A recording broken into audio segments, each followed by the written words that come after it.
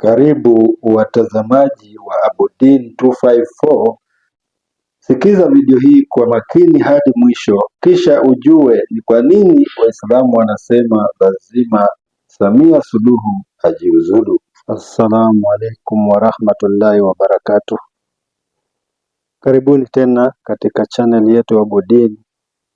Huku leo tukilivalia njuga jambo la uchaguzi na ghasia baada ya uchaguzi katika maeneo ya Tanzania ambayo yametokea hivi majuzi.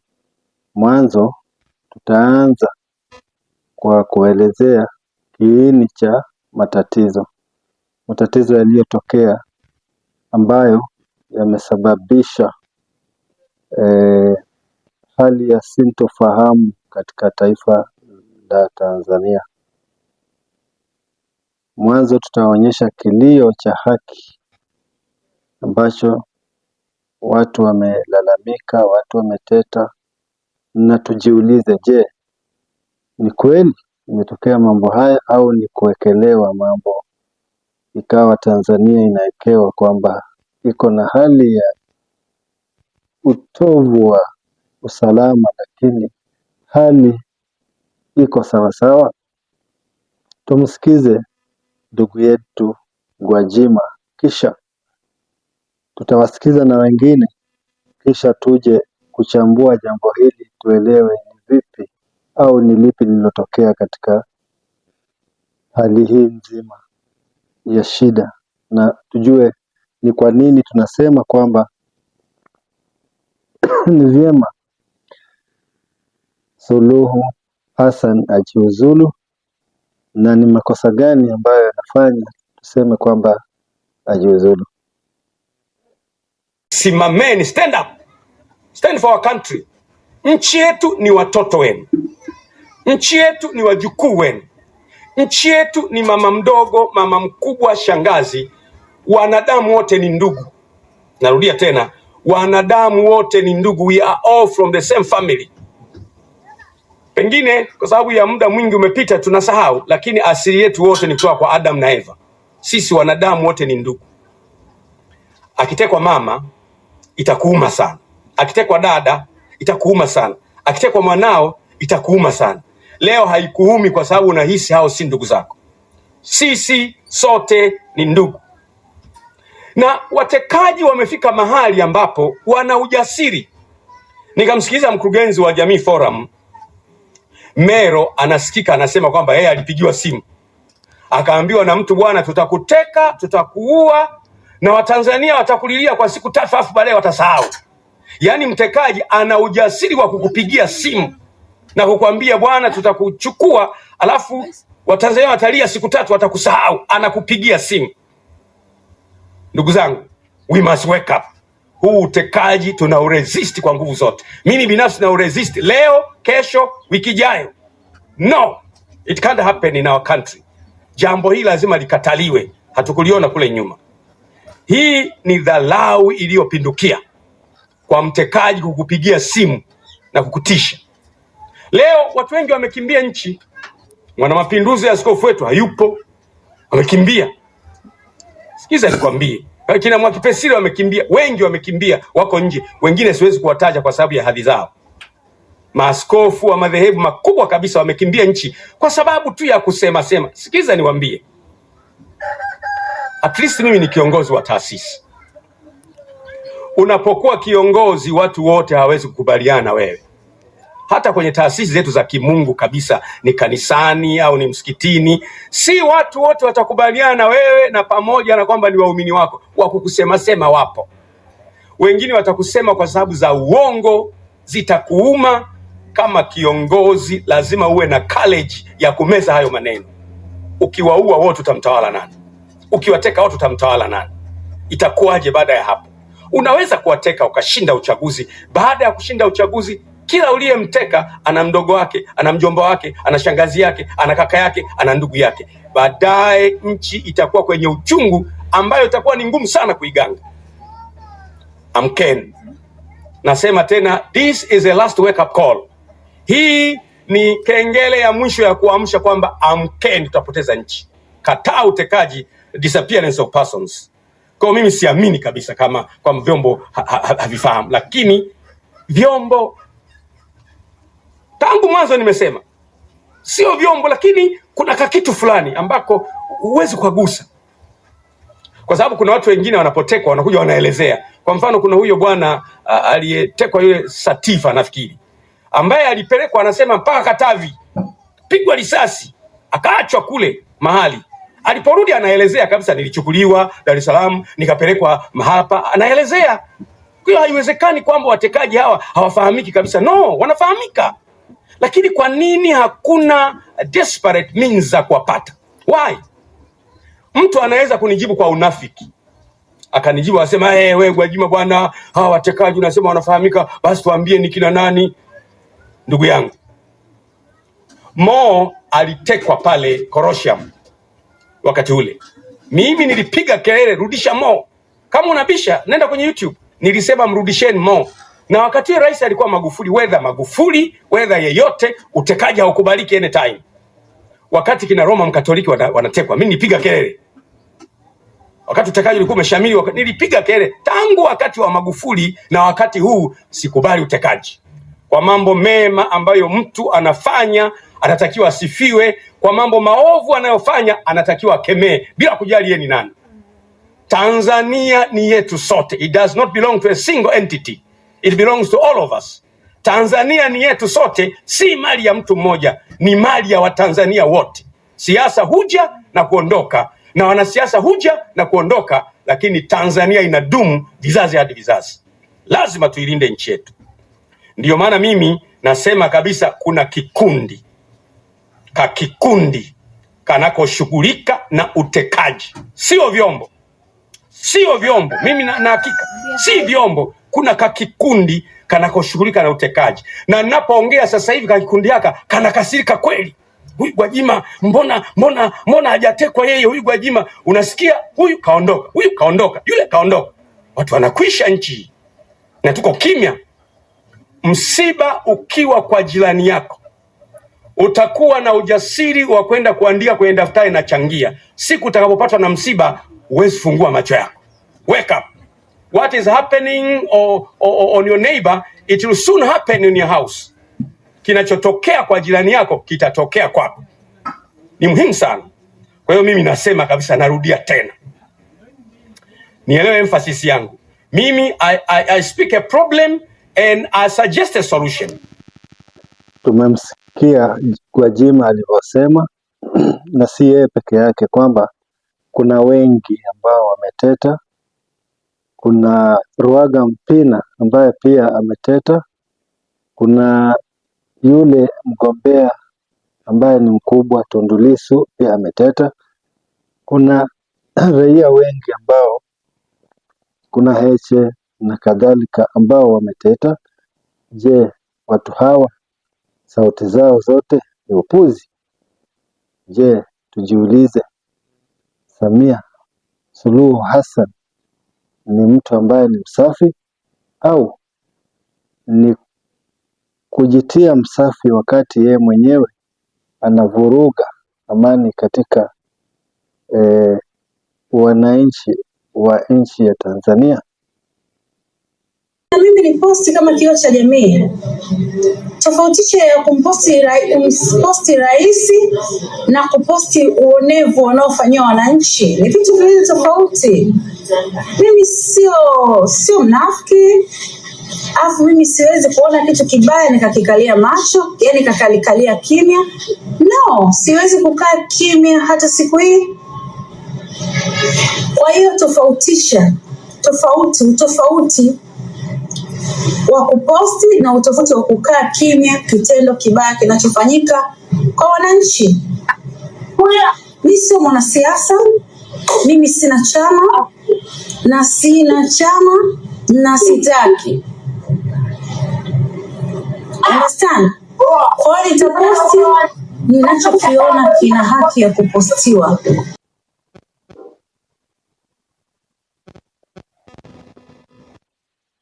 Katika ukurasa nambari 59 imekuja habari hii, ndio tunaanza sasa tafiti. Kwa nini? Anasema hivi, Qala As-Sa'ib ibn Muhammad, amesema As-Sa'ib ibn Muhammad, kataba al-Jarrah ibn Abdullah ila Umar ibn Abdul Aziz rahimahullah. Kuna bwana mmoja anaitwa Al-Jarrah aliandika barua kumwandikia kiongozi wa Waislamu wote katika zama hizo, anaitwa Umar ibn Abdul Aziz. Barua yake inasema hivi: salamun alaik, amani iwe juu yako.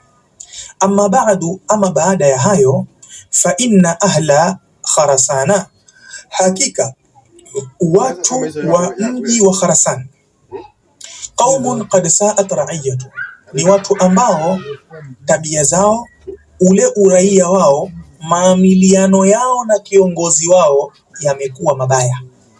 Sikiza barua hiyo, inatoka kwa msimamizi wa mji ule wa Khurasan kuelekea kwa kiongozi mkuu wa Waislamu, kwamba hawa watu hatuelewani baina yangu mimi kiongozi na wao raia, uraia wao umekuwa mbaya sana. Wa innahu la yuslihuhum, na kwa hakika hakuna kitakachowatengeneza watu hawa, si washaanza kufanya vurugu mtaani, hakuna kitakachowanyoosha, illa saifu wasautu, isipokuwa ni upanga na isipokuwa ni fimbo, sauti. Sasa basi anasema fa inna raa amirul mu'minin, ikiwa ataona amirul mu'minin, an ya'dhana li, aniruhusu mimi, fi tilka, katika jambo hilo la kuwapiga hawa raia wanaofanya ukorofi, faala, basi atafanya hivyo kiongozi wetu mpendwa. Yani anamuomba kiongozi, niruhusu niwapige kwa sababu sa'at ra'iyatuhum. Nadhani kila mmoja anafahamu hiyo picha inavyoendelea. Sasa tusikilize Umar ibn Abdul Aziz atamjibu nini huyu bwana. Akamjibu kwa kusema hivi, qala fakataba ilayhi Umar ibn Abdul Aziz, akamjibu kwa kumwandikia hivi: bin Abdullah Umar amiril mu'minin, bin Abdullah Umar amiril mu'minin. Barua hii inatoka kwa Abdullah, yani mja wa Mwenyezi Mungu, mtumishi wa Mwenyezi Mungu, Umar ambaye ni kiongozi wa Uislamu, ila al-Jarrah ibn Abdullah, kuelekea kwa Jarrah ibn Abdullah. Salamun alayka, nawe amani iwe juu yako.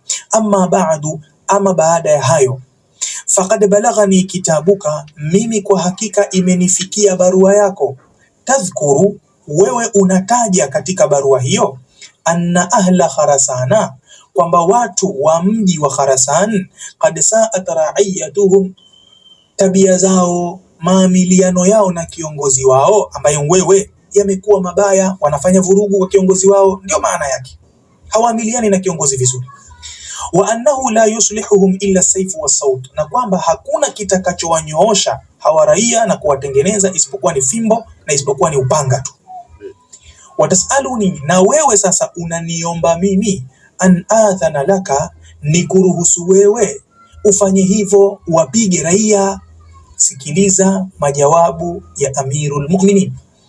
Akamwambia, faqad kadhabta, kwa hakika wewe umeongopa, umesema uongo, kwamba eti hawa raia wakifanya vurugu hivi, wakianza kwenda kinyume na kiongozi wao, eti hakuna kitakachowanyoosha isipokuwa ni fimbo. Hapana, huo ni uongo. Bali yuslihuhum, bali ukweli ni kwamba kinachowanyoosha raia. Ofisi ya Mufti, sikilizeni vizuri, najenga hoja hii, nimesema ikiwa hao mashekhe au viongozi wa dini wanaonekana kwamba wanahubiri chuki na mgawanyiko kwa Waislamu, ikiwa ni wale wanaokupingeni kwenye hiyo hoja, basi sikilizeni tafiti zinavyosema hivi. Watu hawajasema maneno haya bure bure. Kiongozi Umar ibn Abdul Aziz anamwambia Al-Jarrah ibn Abdullah, bali yuslihuhum, bali kitakachowanyoosha raia al-adlu, kwanza ni kuwafanyia uadilifu, wal-haqu, na kuwafanyia haki. Mambo haya mawili, yani maana yake Umar anamwambia wewe ndo sababu ya hao watu kuharibika, hebu rejea kuwafanyia haki, rejea kuwafanyia uadilifu, tuone kama hao watu watakufanyia vurugu. Wallahi maneno yako wazi kwenye vitabu haya, tukiyazungumza tunayazungumza dinan wa imanan wa ikhlasan lillah, si kwa ajili ya jambo lolote. Sasa kama hiyo ni sababu, basi ni kuzidiana viwango vya utafiti tu. Anasema uadilifu na haki ndicho kitakachowatengeneza hao raia. Sasa anamwambia fabsut dhalika, basi linyooshe hilo, lipeleke kwa wingi hilo, lifanye hilo, fihim, kwao wao. Ukiwafanyia hivyo watarudi katika hali ya kawaida. Wassalam, na amani ya Mwenyezi Mungu iwe juu yako. Amirul Mu'minin akamaliza. Kwa hivyo kwenye hoja hii itakuwa mashekhe wanaolingania kwamba haki kwanza, uadilifu kwanza, kwenye mambo ambayo watu wamekubaliana, hapa haki ni hivi, basi ifanyike hivyo hivyo. Watu wakivuruga haki, wasipofanya uadilifu, hiyo ni chachu ya kuanzisha vurugu katika taifa.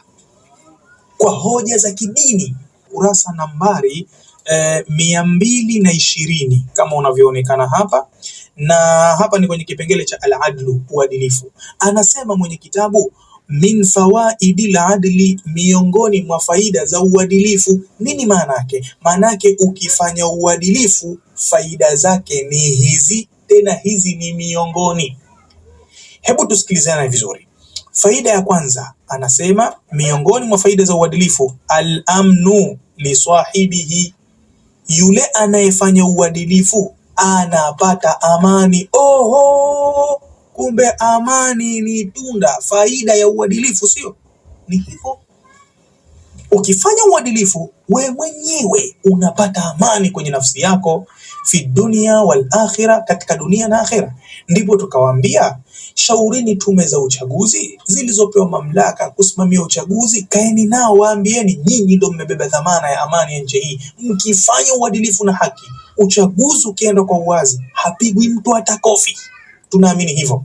Msipofanya hivyo, nyinyi ndio mtakuwa mmesababisha. Kusema hivyo haimaanishi kuhubiri chuki na mgawanyiko kwa Waislamu. Ikiwa nimesema kama hiyo ndio sababu ya kuambiwa kuna mashehe wanahubiri hivyo, ni vitabu ndio vinasema hivi.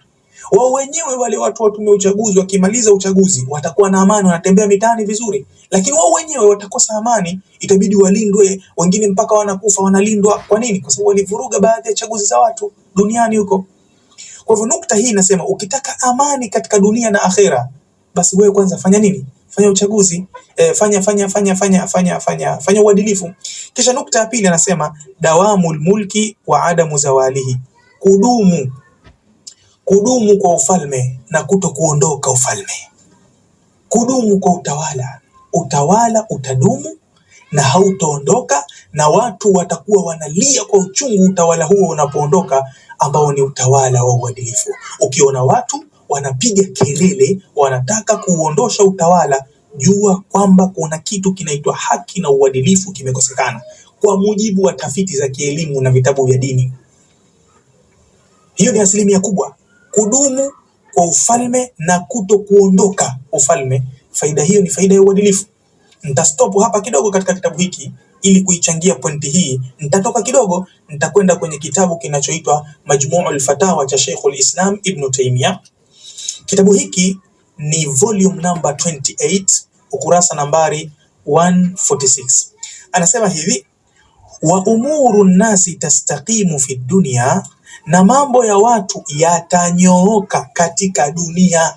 Kwa mfano, sisi tunakwenda kufanya uchaguzi, tunataka uchaguzi wetu unyooke vizuri, basi huu uchaguzi utanyooka insha Allah katika dunia hii, ma'al adli, pamoja na kuwepo uadilifu. Wallahi uchaguzi utanyooka, kwa sababu amesema wa umuru nas fi dunya, mambo ya watu katika dunia, miongoni mwa mambo ni uchaguzi. Uchaguzi utanyooka insha Allah katika dunia pamoja na kuwepo uadilifu, alladhi, uadilifu ambao fihi al-ishtirak fi anwa'i al-ithm, ndani yake hata kama kuna kushiriki aina mbalimbali za madhambi. Yani wale watu wanafanya madhambi mengine mbali, lakini angalau wanafanya uadilifu, basi mambo yao yatanyooka kwa sababu ya uadilifu, hata kama wana madhambi mengine. Akthar, mambo yao yatanyooka zaidi, mimma tastaqimu, kuliko yatakavyonyooka, ma'a dhulmi fil huquqi, pale patakapokuwa na dhulma katika haki za watu. Bimaana wale wanaodhulumu haki za watu. Kisha mwisho akasema wa illam tashtarik fi ithm, hata kama haikushirikiana na madhambi, yani wanafanya dhulma, kudhulumu haki za watu, hata kama hawana madhambi mengine. Hii dhulma peke yake inapelekea mambo yasinyooke. Hii dhulma peke yake. tunajalia mambo ni huo uchaguzi, inapelekea uchaguzi usinyooke kwa dhuluma katika haki. Na hapa ametumia neno adh-dhulm fil huquq, dhulma katika haki za watu.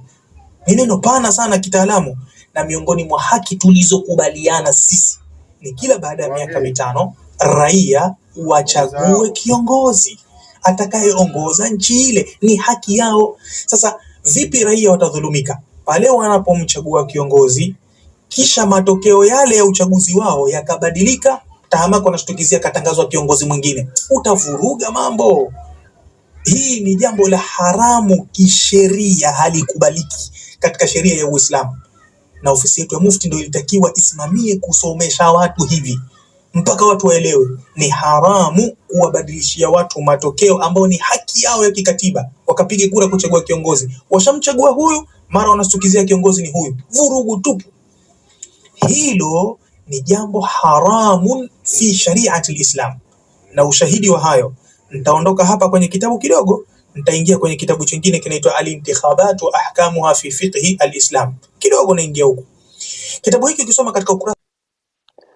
Naam, nafikiria mmeweza kumpata Muhammad Bachu na mkamsikiza alivyoelezea, japo tunahitilafiana juu ya jambo moja, naye kwamba yeye anaunga mkono uchaguzi katika demokrasia, na katika demokrasia kuingia kushiriki katika demokrasia ni jambo lisiloruhusika Kiislamu kutokana na aya nyingi. Labda moja nitawanukulia, iko katika Al-Maida, sura ya Maida, Al-Maida 144, 145 hadi 47. Nasema kwamba anaye tawala na sheria isiyokuwa ya Allah ni fasik, inamtaja kuwa dhalim, inamtaja kuwa kafir. So ni ajabu sana kuona kwamba mtu anaapa akitumia Qur'an ili hali anafahamu fika kwamba amekiuka maagizo ya Al-Qur'an, ameenda kinyume na Mtume sallallahu alaihi wasallam ambaye amesema kwamba watu ambao wanaongozwa na mwanamke ni watu wenye kufeli. So kama tunahitaji kufeli, tumpe mwanamke nafasi ya kututawala. Kwa sababu mimi nilitoa hotuba ya kupinga utekaji. Unaona sasa ilipofika, sasa unaweza kujiuliza, mimi nilipinga utekaji, makanisa yakafungwa, ina maana aliyefunga makanisa na utekaji wana uhusiano? Mimi ni swali lile, sijasema wana uhusiano, ni swali. Kwa sababu mimi nilikemea utekaji, nikasema utekaji haufai. Makanisa 2006 makanisa yamefungwa, mikoa yote, wilaya zote, tarafa zote, kata zote yamefungwa. Kwa nini? Nilikemea utekaji. Sasa ina maana kuna mchungaji kiongozi 2006 sasa hivi wako mitaani, hawezi kuongoza ibada. Kuna maaskofu wetu 32 hawezi kuongoza ibada. Kuna waumini 3 na laki kadhaa hawezi kwenda kwenye ibada. Wanawaza nini hawa watu? Tumeamua sasa, basi wamefunga, tutumie njia ya kutafuta haki kwenye vyombo vya haki. Hatujapata mpaka leo. Mpaka nikiwa naongea leo, hakuna muumini wa makanisa yetu, kanisa halijafunguliwa mpaka leo. Kwa nini? Umekemea utekaji. Narudia tena, funga milele, utekaji haukubaliki. Narudia tena, funga kanisa mpaka Yesu arudi, utekaji haukubaliki.